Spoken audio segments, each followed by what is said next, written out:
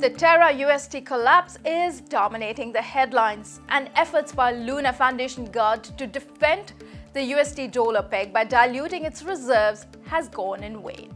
With thousands having lost their investments, questions are being raised about the actual stability of algorithmic stablecoins as well as the new economy powered by crypto.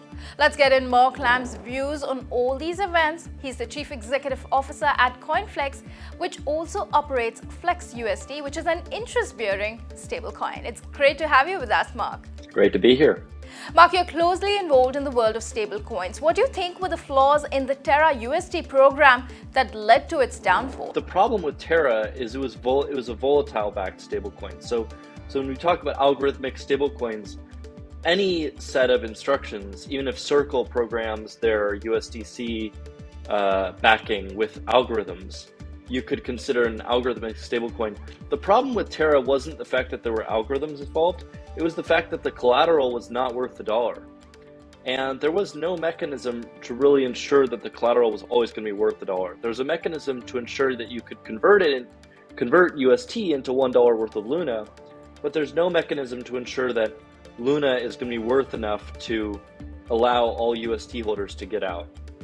And that's the fundamental problem here. Luna's market cap for a long time was much greater than the market cap of UST. So if anyone wanted to redeem UST, they could simply do so by converting into $1 worth of Luna tokens, burning their UST and minting new Luna tokens. And the demand and supply for Luna is also what's called reflexive, where the more UST creations there are, the more buying of Luna there happens, but the more redemption, the more selling happens because new Luna gets minted. And so this was a chain reaction of a loss of confidence. And UST and Luna was very, very vulnerable to this chain reaction of a loss of confidence. Lots of people predicted it. It was widely discussed. But it was something that the Terra community and the Luna community made a big effort to suppress.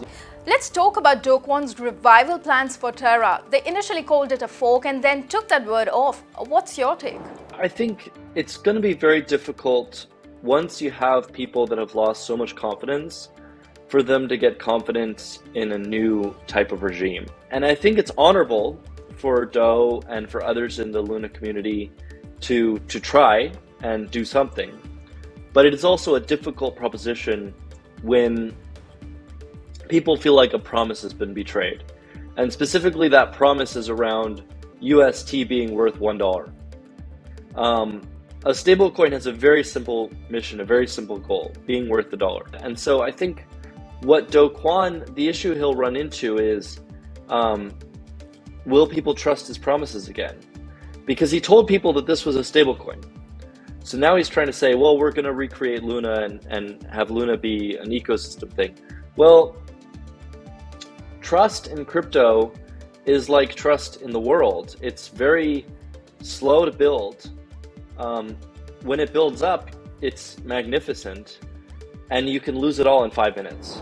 Now, central bankers and regulators have been wary of cryptocurrencies, and with the downfall of Terra UST, whether we look at the United States or China, we've got government or government-linked voices upping the ante against the risks posed by crypto. What could this mean in terms of regulation? Janet Yellen is pressuring the Congress to create new laws, not just regulations, but new laws around stablecoins. And I think that's actually going to give the US the regulatory certainty around stablecoins that is needed for entrepreneurs to feel confident to build stablecoins in the US. The US already regulates stablecoins. The top major stablecoins are all regulated by the US. It's going in that direction. It's going to go further in that direction. And we want it to go in that direction too, because we're on the side of transparency, accountability, auditability, and having these things be secure tokens that people can build businesses on and build DeFi applications on and rely on. And that's what we're trying to do with FlexUSD. So I think the scary thing would be as if Janet Yellen and the Fed and other parts of the US government were taking a carte blanche, this is a bad idea, we should shut it down, we should end it approach. And we're super encouraged. They're not doing that. It's amazing to see. Well, this is a story that continues to unfold, and we will be tracking it very closely. Great conversation and insights as always, Mark. Thank you so much. Thank you for having me. Cheers.